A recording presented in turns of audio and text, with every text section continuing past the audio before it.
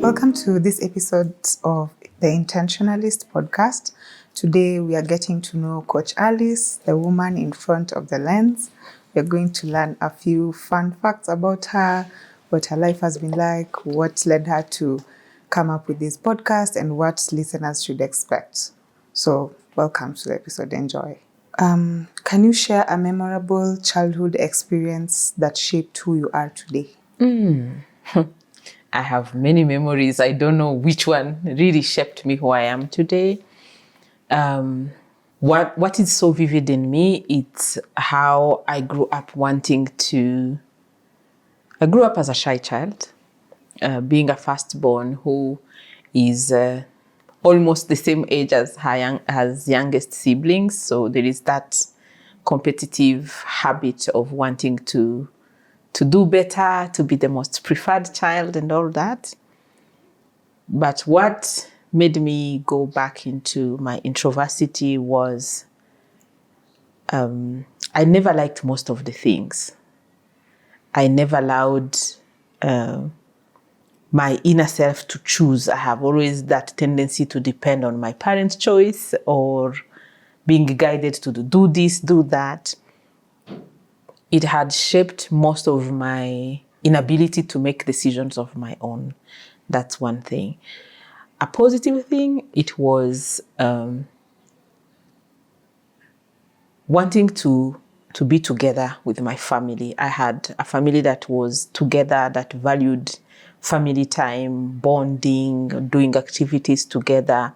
And it inspired me on how to what's the picture of a family, of a functional family. That it has to have a dad, it has to have a mom, it has to have children, it has to have happiness, it has to have togetherness, doing things together. So those are the foundational values that really governed me. Having a happy family, and then also not necessarily being so expressive. Yeah. And what's your favorite way to spend time when you're free? And why does that specific activity bring you joy? Nowadays, I enjoy alone time a lot because it's the time that I feel like I have to pour back into myself. I talk to myself. I fix stuff within. I have time to feel like I'm loving back the woman that has been abandoned for a very long time. It wasn't the case maybe a few years ago where I felt the need to be there for everyone else, for the kids, for my husband, for my family, for my work, for my other accomplishments. And to me, alone time is one of my non-negotiable place where I go and I feel happy. Yeah. So going back to your life, reflecting on what your life has been like, what would you say is your biggest fear and how have you worked to overcome it? My biggest fear, even up to date, I don't think it has gone. It's still there, maybe less pressing as it was before. My biggest fear is death. I used to be tormented by this fear of what will happen if I die? What will happen to my children? What will happen to the rest of the people that depend on me and all that? It's still there. I'm not saying it's not there, but I'm less affected by it because sometimes I would really fear and having those panic attacks, wondering, now I'm in Kenya, my rest of the family is in Rwanda. I'm in a blended family. What will happen?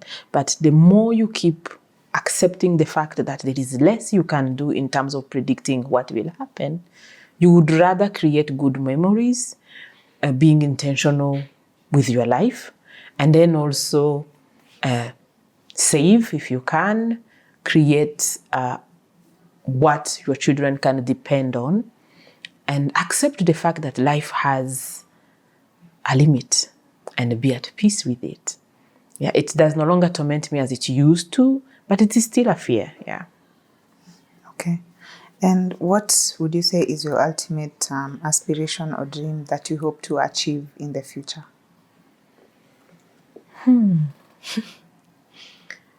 I hope to be a person of impact, positive impact, a person who lived a selfless life, a person who gave what she could, a person who make intentional choice, and a legacy of resilience and hope. Okay. And building on that, what inspired you to create this podcast? Was there a defining moment or reason that led you to create the Intentionalist podcast? Two things happened to me. One was a revelation that came to me, and I kept denying it. I kept refusing it. I kept saying, no, that can't happen. I remember praying over something else, and that came, and I kept denying it, saying, no. Another confirmation came, and I rejected that no. Because yes, I know I have achieved a certain degree on overcoming fear, overcoming self-esteem, low self-esteem, confidence, and all that. But I'm still leaning on my introvert nature. I didn't want to come out and put my life on a podcast and all that.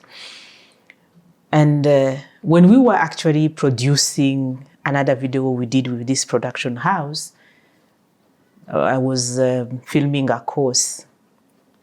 Something confirming the same thing came and say, maybe this can be a good idea, a good avenue to do a podcast. So to me, that was like a third confirmation of the same message I've been having. On the other side, I didn't also want to create just a podcast to talk about myself, talk about the life, or talk about, or to cry on, let me call it like that.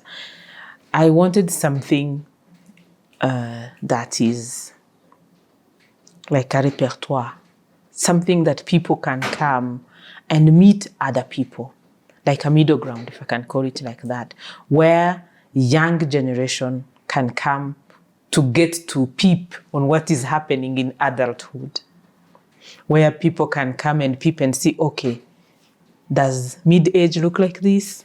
Does perimenopause look like this?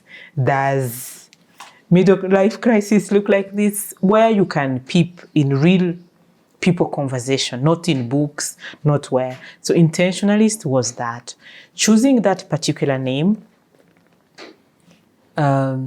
was out of, I wanted something that is challenging, not only for me, but also for other people.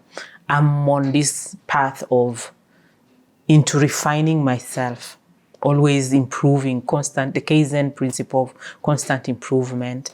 And being intentionalist is being in a level where you live by your choice. You set good choices, you make good choices. You don't allow life to keep happening to you, because we have that power. I want a challenging name not only to myself, but also to the community that I'm trying to build with this podcast. And you've mentioned being an introvert. So what advice would you give to other people, whether they're introverts or not, who may hesitate to pursue their passions because of feelings of inadequacy? Yeah, that is number one limitation to introverted people. There is that feeling inadequate, or feeling like you are throwing yourself in a shark's mouth, or feeling like your life is ending, you're on a hot spot, or everybody's going to read through you, and you shrink, or you abandon a certain vision or a certain purpose altogether. I think there is a way you can respond to your life calling or your life purpose without necessarily throwing yourself out there. Trusting that you are capable, trusting that you can. When I started coaching, it started when I was starting coaching. I was in a space where I have to coach in English, and English is my second language. And I was like, who will ever pay me $2,000 with this broken English of mine? And then I come to notice that what really matter, it's not the eloquence. What really matter is the substance that you are serving.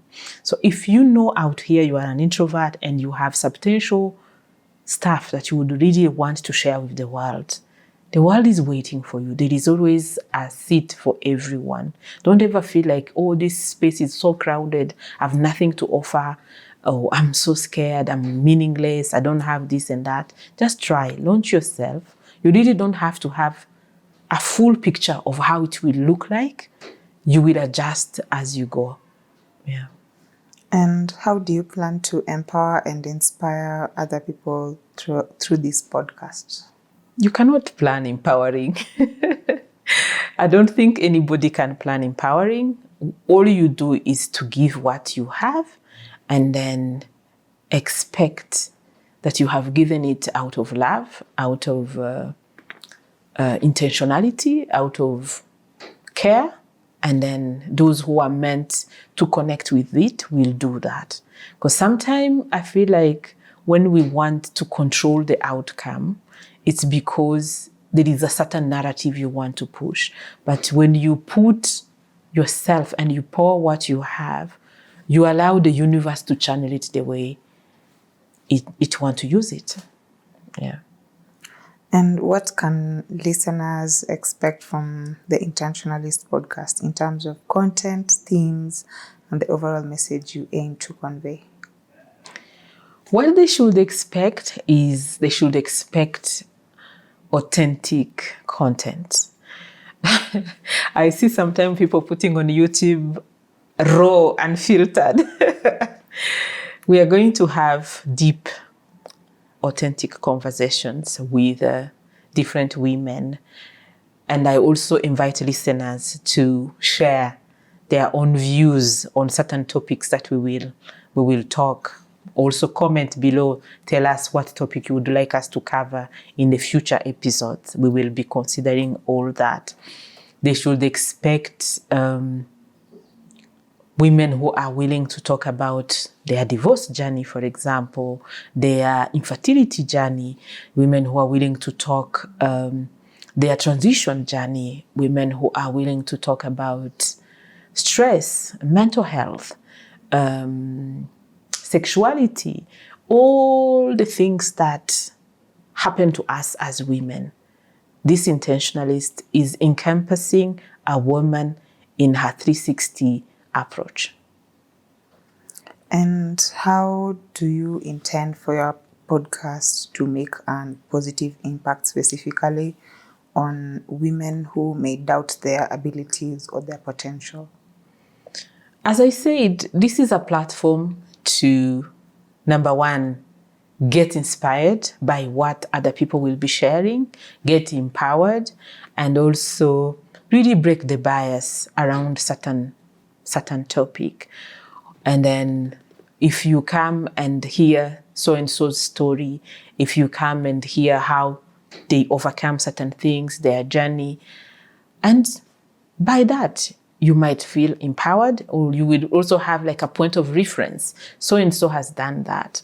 That's number one. Number two, it is also to bring in experts in different fields, expert on the medical ground. The expert say on certain things will help you even actually notice that, oh, okay, I need therapy. So who do I go to? That's why I say this podcast it's like a repertoire or a reference point for experts. If I want to lose weight, if I want to fight my infertility, if I want to, it's a way of seeing people talking about their expertise and find where to get them. Yeah. Thank you so much for your questions and for listening as well. I'm hoping this is something that is going to help you stay tuned and wanting to get to see more of the episodes that are coming up. We are going to be having our episode coming out every Wednesday, and we would like you to get to know.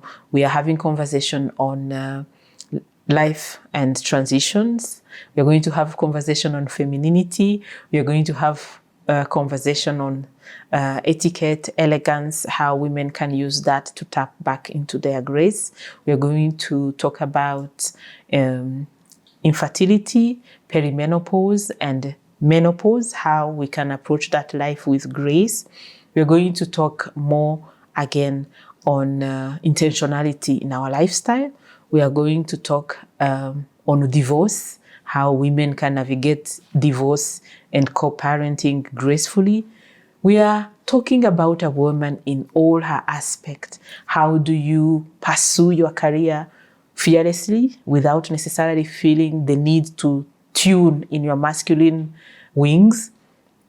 We are going to talk about having intentional life with your mental health. What are the things that you need to take? What are the signs of burnout? We're going to approach life in a 360 approach. As a woman who really grew up battling a lot of things, I think if I had a podcast such as this, I could have navigated life better. And I think this is a way that I have chosen to give back to young people, to have that big sister who will tell you the things that you have not seen and known yet, so that you can take conscious decisions in the future.